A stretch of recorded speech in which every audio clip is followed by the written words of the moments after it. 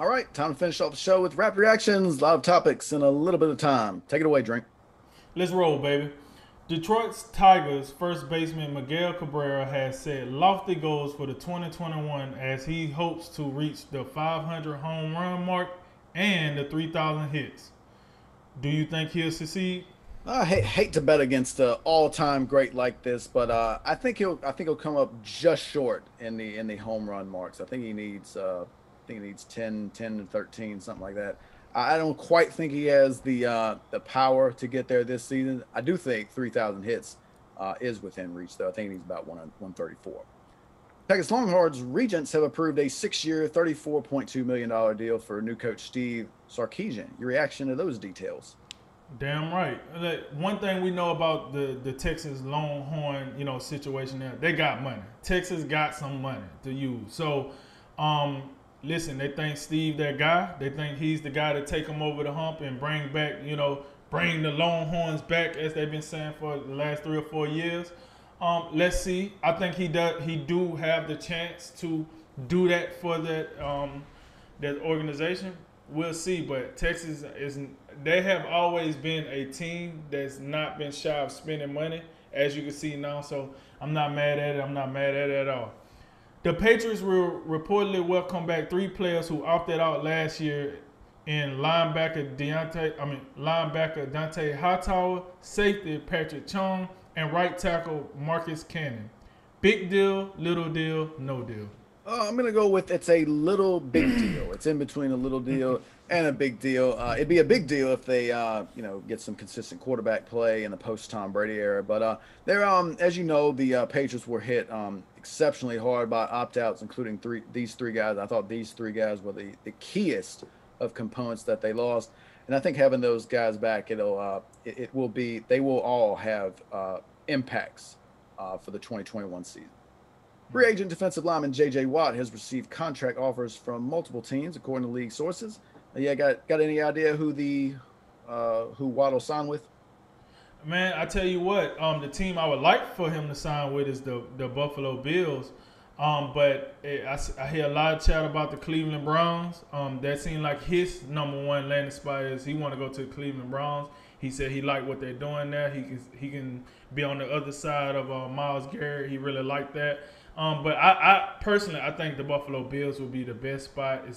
That's a team that look like they're on the cusp of getting to the Super Bowl, and they can use some pass rush because as good as their secondary is, that defensive line is not getting it done for Buffalo, so they can use his services. So those are my few ideas. We'll see how that go.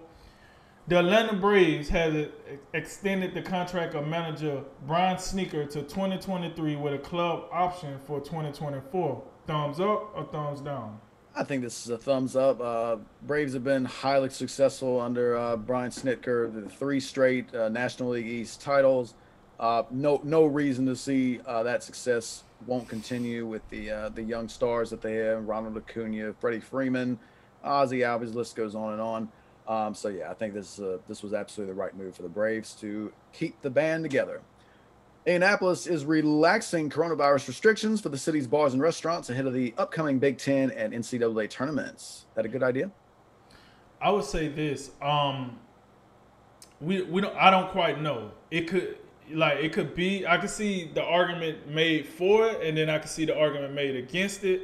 But we don't know until it's done. And we have to see the results and see if results went up or results went down. I can tell you right now, in in today's economy for us now, I'm not surprised that they're entertaining this because everybody want to go back to normalcy. That's where we're at now. Like we've been living with this pandemic for a while now. Now we want to try to go back to normalcy. That seems to be what Indianapolis is doing, but I think we won't know if it's good or bad until some type of data comes in, as the tournament is going on or what might have you. So we'll see, but I'm not sure about if it's a good idea or not. Brooklyn Nets superstar forward Kevin Durant will not return until after the All-Star break as he continues to recover from his hamstring injury. Does that concern you? Not really. Nets are in no no danger of missing the playoffs or anything like this because of that. I believe they won 8 in a row with James Harden and Kyrie Irving playing pretty well. So the most important thing is having him healthy come playoff time, and if he needs a little extra time to recover from the hamstring, that there's absolutely no reason in the world you wouldn't be cautious with a player like Kevin Durant. Tonight it's UFC Fight Night. It's Rosenstruck versus Gain, ESPN Plus at the UFC Apex in Las Vegas. And the main event is the UFC heavyweight bout between the number 4 ranked contender Jairzinho Rosenstruck and the number 7 ranked contender Cyril Gain. What you got, Drink? I think I'm gonna take Rosenstrike. Listen, he's been up and down. I think he won his last fight by the luck of the luck. But the reason I'm gonna take Rosenstrike is because I like the level of competition he has fallen to this point. Gain, he's an up and comer. I think Rosenstrike might be like the toughest competition he had thus far. But I done seen Rosenstrike in there with Francis Ngannou and others. So with that said, I'm gonna take Rosenstrike, but I will say that I think this one go all 5 rounds and Rosenstrike wins by a unanimous decision. Phillies right fielder Bryce Harper declares the NL East as baseball's best division on Thursday. What do you make of those comments?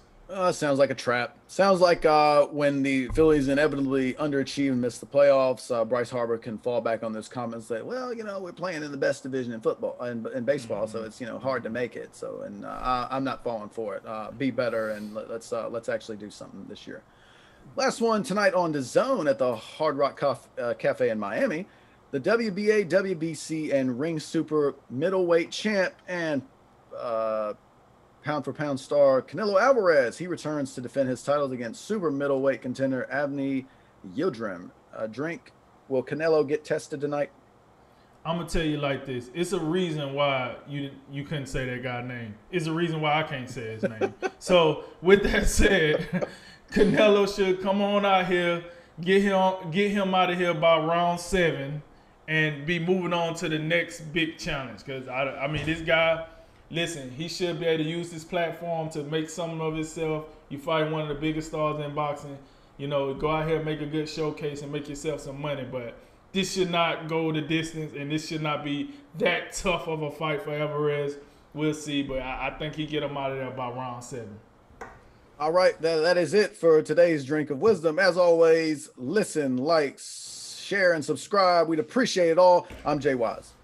And I'm Nathan Drinker, and remember, make tomorrow better than today, and make today better than yesterday. And you know what we gonna do. We gonna holler at you until next time, babe.